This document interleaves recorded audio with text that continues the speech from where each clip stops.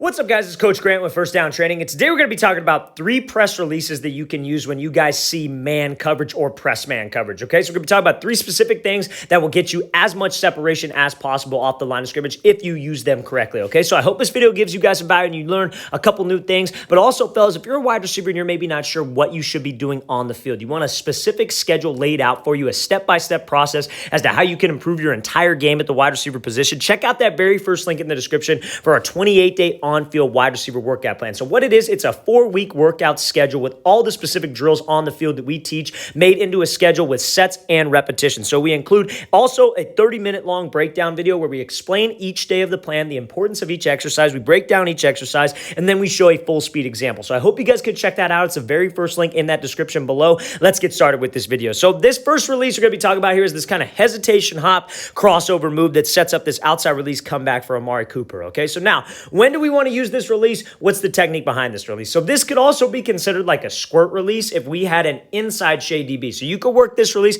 I wouldn't work it against an outside shade DB. I would only work it against a ped up press DB or an inside shade DB. And he's a little bit inside shade, I would say. So it's really to just square him up and threaten him to the inside, okay? Because now when you guys see press coverage, especially if you're at the lower levels, you're in high school, and I see all the comments you guys leave about zone coverage, like, hey, coach, all I'm really seeing is zone coverage. When you guys play a talented team, they are going to try you in man coverage. You see it all the time, right? You see teams that don't have the DBs out there, they're not the guys, you're in zone coverage. But then you see the teams that have the guys, they have the DBs who are talented, they got DBs on their team with offers who are playing at the next level. That's when they're going to test you with that man coverage, and we got to have a plan as a wide receiver. And also think about this, if you're going up against a DB who's got D1 offers and you got 0, you got no offers, and you come up to the line, you're thinking, hell yeah, he's going to try to test me in man coverage. I get a chance to show my abilities and showcase that I know how to do these releases. So this stuff matters even if you're not seeing man coverage every single time. So this little hesitation hop release that he takes right here, right? All this is just to kind of get a read on the DB. How's he going to play me? Is he going to jump to the outside? Is he going to give me the inside release?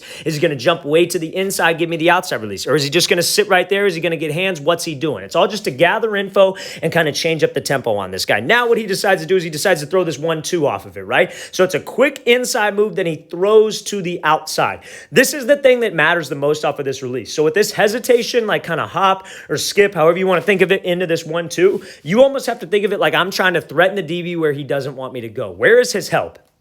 His help is to the sideline, right? That's why he's head up. That's why he's inside shade. He wants me to just run to the sideline so he could get right into my inside hip and give me no space to run this route. However, if I could threaten him in this direction, that can move him off the platform and create space for myself. So you see how Cooper steps way outside of the frame. When you guys can step outside of a DB's frame and you could bring your hips, you could bring your shoulders, everything comes over with the step like you're throwing a crossover in basketball, that's what's going to move this DB. That's what's going to get him to jump off of this thing, because nothing about this says that he's going outside. Everything about this says that he goes inside. And there's not a single way that this DB can guess. And if he guesses correctly, the next time we do this little hesitation skip, maybe we just take off to the inside. Maybe we just go run a dig. Maybe we just run a slant. If he doesn't want to honor it, if he wants to play this guessing game all day long, he's eventually going to guess wrong. So he has to honor this type of a move. He has to honor your hips. So you got to make sure that you sell with that upper half, step outside of his frame, because he has to honor that, and that's what can create me separation. So this first release that you can use when you see this man press coverage, head up or inside shade, is this squirt release or hesitation hop into a crossover. Let's watch this thing again full speed. Great job by Cooper taking the outside release and obviously getting that DB to commit his hips without getting any hands on. So now we're looking at this right from Lawrence Cager.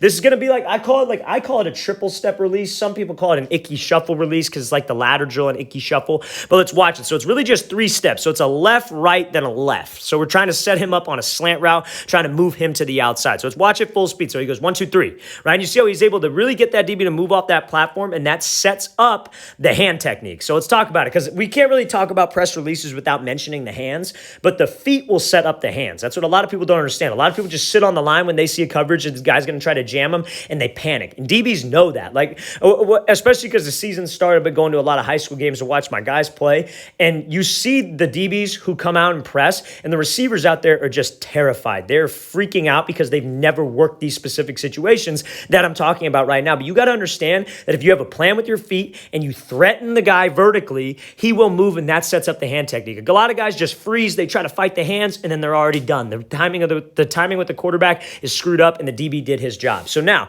Cager, when he goes with this triple step where he goes 1, 2, he does those first 2 quick moves, and then he throws on the third step. And when he throws on the third step, you see how much he's actually threatening this guy vertical. So this triple step is a great release you guys can use when you need something quick off the line of scrimmage. You got to get up into the route, but you're facing this press coverage who's going to try to get hands and be physical, right? Now, again, you guys don't, every receiver's different. Everybody plays in a different offense, but you try to take the little details from each receiver who plays at that next level. That's why I make these videos, so you can apply it to your game. And look where Cager's stepping, way outside of this guy's frame. Look what he brings, his shoulders, his hips. He's throwing his hip into the cut like it's a crossover. That's what you guys have to do off the line. Trust me, a good DB is not going to do anything. He will not move off the line at all if you guys are making moves inside of his frame. You have to sell, you have to threaten him in a certain direction, and this is how you do that. You close space, you actually move off the line of scrimmage, and you throw wide. So the second press release that you guys can use is this triple step release. Now again, like I said, we get this DB to commit to the outside because we sold it, because I actually stepped here, because I'm threatening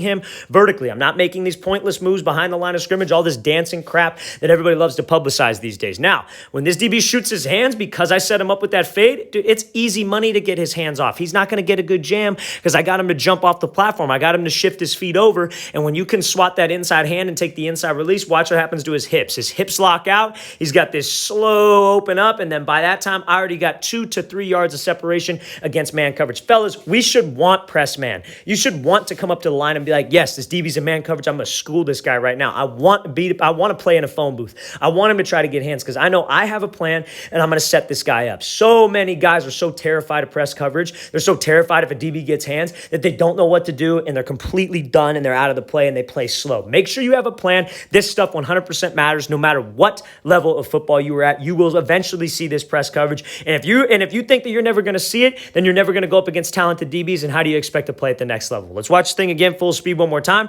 Great job by Cager, threatening him vertical, then getting back up into this route. All right, guys, if you haven't heard, we are coming to Las Vegas for a quarterback and wide receiver training clinic this week. So this Saturday and this Sunday, September 11th and September 12th. September 11th is our Las Vegas Youth Quarterback and Wide Receiver Clinic, September 11th, 9 a.m. to 12 p.m. And then Sunday on the 12th, we are having a high school quarterback and wide receiver clinic. So if you guys are in the Las Vegas area or close to it, we'd love to have you out. It's a great opportunity for you guys to get better and get some work in. So check out that second link in the description below, fellas. That's where you guys can sign up. It'll take you directly to the spot on our site where you could reserve a spot. We only have a few spots left because, like I said, this is the last week for this clinic that we are going to be offering it. So if you're in that Las Vegas area, check that out. Second link below. Let's get back started with this video. So now, last release I want to talk about is a wide step release. And we're going to bring it, and again, we're going to be talking a lot about stepping outside the DB's frame, right? We all love to talk about that. And they cut the clip before he catches the ball, but he catches the ball on this.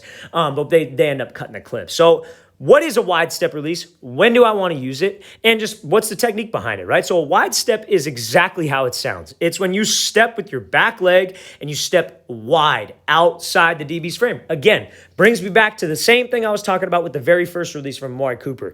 It is like driving. You got the left lane, you got the middle lane, and then you got the right lane. We were trying to sell like I'm making a lane change all the way to the right so I could get back to the middle. Now, if he were to run a slant on this, he'd be open. He runs a slant out, or some people like to call it a blaze out. This is not a whip route.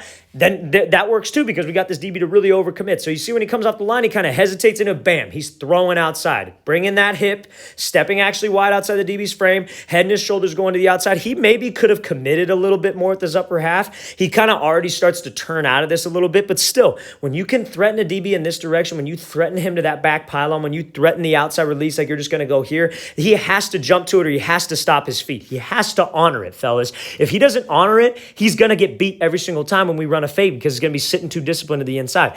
Every DB expert, quote unquote expert that I can't stand, loves to say like, oh, well, he just got to sit to the inside. He just shouldn't move. It's like, well, yeah, everybody can do that after they've already gotten beat. Everybody can say that after you've already gotten beat on the move. The DB doesn't know. He's playing a guessing game 24/7. That's why DB is such a hard position. So if you guys can make it look the same, actually make it look like you're selling to that direction, you will get a ton more separation. You just have to be fluid with your cuts. You have to be fluid with your hips and your shoulders. And that's why we talk about all those on-field drills that we offer. So the third release you can use is this wide step release when you want to take an inside release and trying to cross a DB's face. Let's watch the thing again, full speed one one more time. Great job by Cooper throwing outside, then obviously getting the inside move and dropping those hips violently to get out of this break. All right, guys, we want to thank you for watching. I really appreciate it. If you guys have any questions at all, don't hesitate to leave those in the comments below. I'll get back to you as soon as I possibly can. I always appreciate the feedback. And again, fellas, 4-week on-field wide receiver workout plan, all the specific things wide receivers need to do to improve their game on the field, broken down into sets and reps, and we include a 30-minute video where we break down each exercise, break down the importance of each day of the plan,